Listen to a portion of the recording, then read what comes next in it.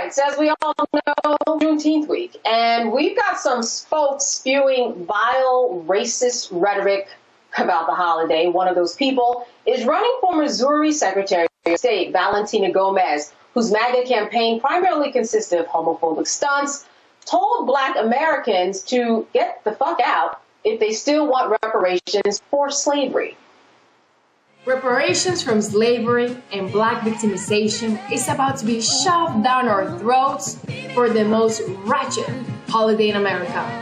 BLM raised millions, but what did they do for Black lives? It is outrageous to see people asking for reparations even though they never went through slavery.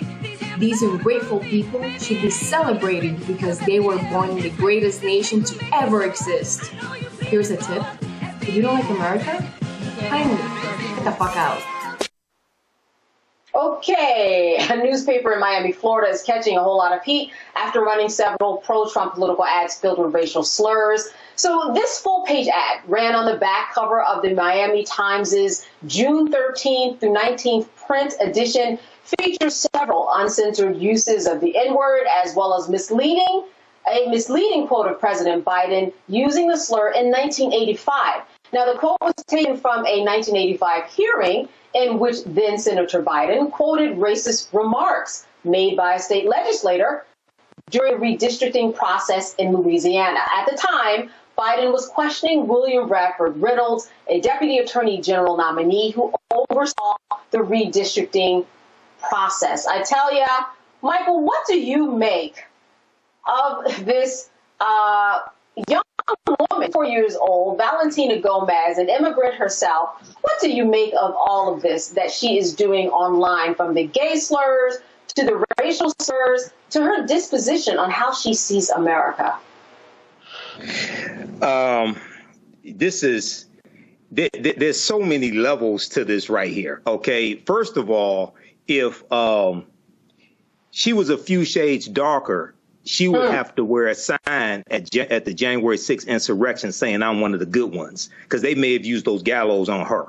OK, number one. Number two, this is people have to ask the question, you know, there's a conversation that takes place, and some African Americans say, well, you know, immigrants coming from other countries hate African Americans, or some of them hate African Americans, things like this. And my response to them is partly a response that Malcolm X gave. I think it's probably 1963 when Malcolm X asked, who taught you to hate the color of your skin, the shape of your nose, the thickness of your lips, you know, et cetera. So the same people who taught people outside the country to hate African Americans are the same people who taught African Americans to hate themselves. OK, so this is what we have to understand. Now, she's appealing to this MAGA wing of the Republican Party. All right. And she's grossly ignorant of history. She's 25 years old. She's grossly ignorant of history. And if we understand the fight for reparative justice, is not just for 246 years of slavery. It's for the harm that was inflicted after slavery. Jim Crow laws, suppression, theft of land, being locked out of massive land giveaways like the Homestead Act, which gave away 270 million acres of land for 124 years. They gave away land from 1862 to 1974. OK, I was born in 71.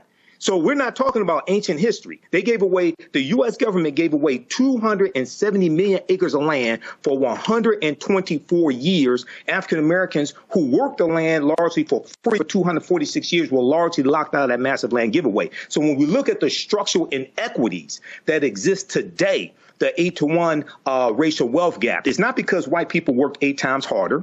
It's not because white people are 8 times smarter. It's because the laws and policies maldistributed wealth, power, and resources into their hands. So when we talk about reparative justice, we're not talking about a handout. We're talking about repairing the damage that America did. OK, so Juneteenth, I just spoke at some Juneteenth celebrations, Motown Museum and Joseph Walker Williams Center, things like this. And one of the things I talk about is how we have to utilize Juneteenth as a tool to educate America on a history that Republicans are passing laws in state legislatures to suppress the teaching of that history in schools. America must have a massive history lesson. And the type of reparative justice laws that we need to get passed, you're really not going to be able to get those laws passed and keep what you get once you get sued to take it away in court. That's a whole nother conversation until America has this lesson. So we have to utilize Juneteenth, not as a party and to get drunk. We can have fun, but we have to have this history lesson and force this conversation. Kelly, I think one of the sad parts about this is that she's got an audience. They are listening and they're being riled up because they like what she is saying. What is your take on just her whole approach? Again, a young woman who might have family members that, have history that are connected to you and me. The young is used very, very loosely here because that's a hard-looking 25. Let's start there. And I think it is rooted in something that Emily says a lot, is that hate ages you, right? And I am past 25. I'll be 34 this year. And if I do say so myself, I look better than that. And it's because I don't carry that kind of hate in my heart. Hate truly does age you. But to your point, Candace, about the level of history that she just simply does not know or doesn't want to know, because it's not like the information isn't out there, right? I think we need to reframe how we're looking at people like her, because I don't think they see themselves as Latinx. I think they see themselves as white people who speak Spanish, and there's a difference there, and we see that in our history. Michael, back me up here. When Cubans immigrated here, white passing Cubans immigrated here and assimilated to whiteness. You see it from Europe, Italians who assimilated to whiteness, other Eastern Europeans who assimilated to whiteness upon immigrating here. So I think they see themselves as white people who speak Spanish. And if you look at it from that lens, you at least understand, however loosely, where that rhetoric is truly rooted in whiteness. It's rooted in the fact that I'm not like them because I'm white. I just happen to be bilingual, right? So that's where that's my take on this. Aside from her ignorance of history, aside from the part of her aging like a bad avocado, there are levels to it. But the one that needs to be seen the most is the fact that she does not see herself as a minority.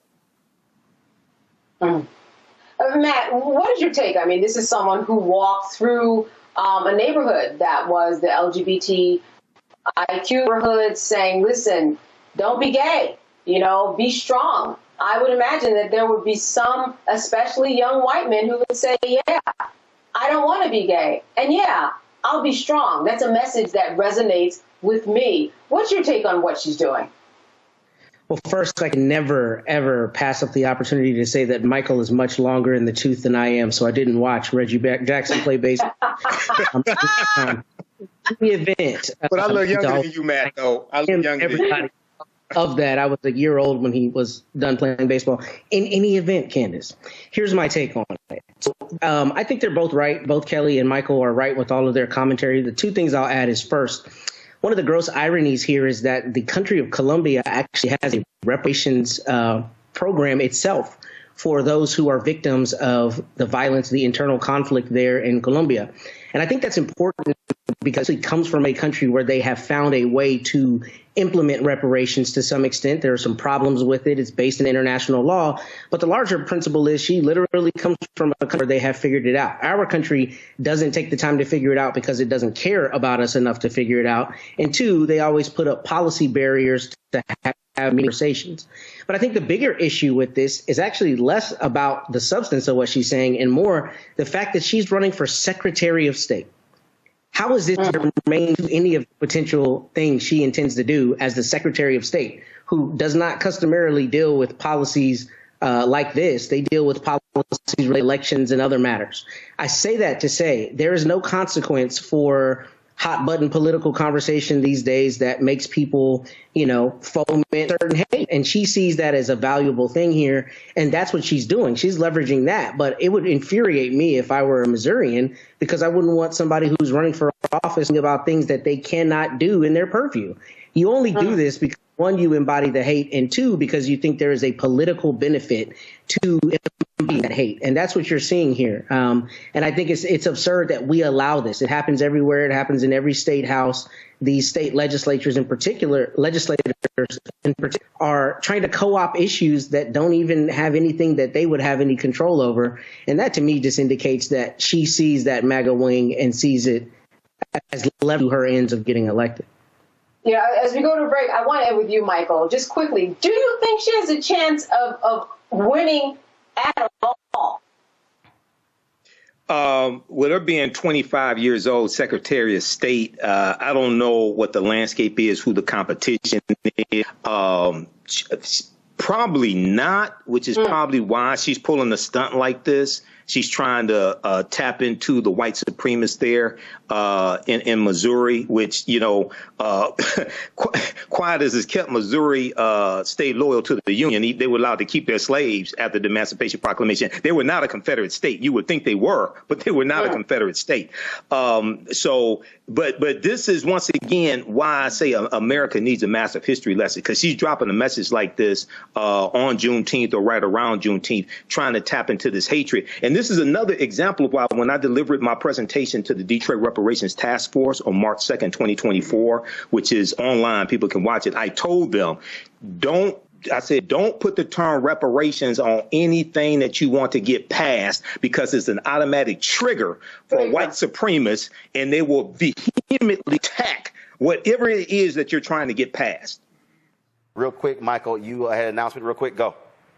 Yeah, join me Sunday, June 30th, 2024, for my new 10-week online course, Black Resistance Movements from the Haitian Revolution, U.S. Civil War, Civil Rights Movement, Black Power Movement, 1800 to 1968. Most importantly, we look at how we fought back against white supremacy and racism, the various ways we did that. Visit my website, AfricanHistoryNetwork.com, AfricanHistoryNetwork.com. Register today, watch the class live or on demand. We'll see you in class. Thanks, all right, Roland. Thanks a bunch. And again, folks, we'll see y'all tomorrow from the Poor People's Mass Assembly here in the nation's capital.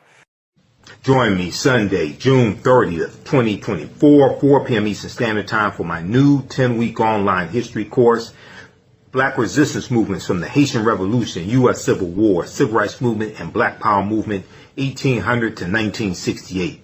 Visit my website, AfricanHistoryNetwork.com, AfricanHistoryNetwork.com. I'm historian and national political commentator Michael Imhotep.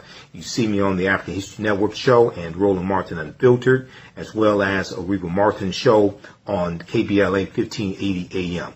This class looks at history chronologically from 1800 through 1968 to 1971. And we look at what leads up to the Civil War taking place. We look at the Reconstruction era, 1865, 1877, the Jim Crow era, World War I, World War II, Great Migration, Civil Rights Movement, Black Power Movement, and to get a better understanding of the different ways African Americans fought back against white supremacy and racism, how we fought back through armed resistance, how we fought back through economic empowerment and business ownership and the cooperative economics movement, how we fought back when it came to the labor movement and in the courts and legal strategies, court cases, etc. Visit my website, AfricanHistoryNetwork.com. You can watch this class live or on demand. Your understanding of history is based upon your understanding of politics. Here and jump into the class right now at our online school and start teaching the intro to the class. Visit our website, AfricanHistoryNetwork.com, AfricanHistoryNetwork.com. Scroll down past the first online course that I teach, Ancient Kemet, the Moors, and the Ma'afa, Understanding the Transatlantic Slave Trade. You can still register for that class. But this new one right here, Black Resistance Movements, this really ties into the political climate, what we see going on in America right now. the backlash against diversity, equity, and inclusion, the resistance against any type of reparative justice or reparations, the attack on voting rights as well, the January 6, 2021 insurrection, which was political violence. All of this is what we see. The seeds of all this during this period of time from 1800 to 1970. Okay, so this 10-week online course, Black Resistance Movements from the Haitian Revolution, U.S. Civil War, Civil Rights Movement, and Black Power Movement. You can register right here for it. Click right here, register for full course. It's on sale, $80. You can register for both classes. We have a bundle pack for $120. It's about a $300 value. There's going to be some bonus content. You're going to get my Juneteenth lecture free when you register for this new class as well, Black Resistance Movements. Okay, so visit our website, AfricanHistoryNetwork.com. And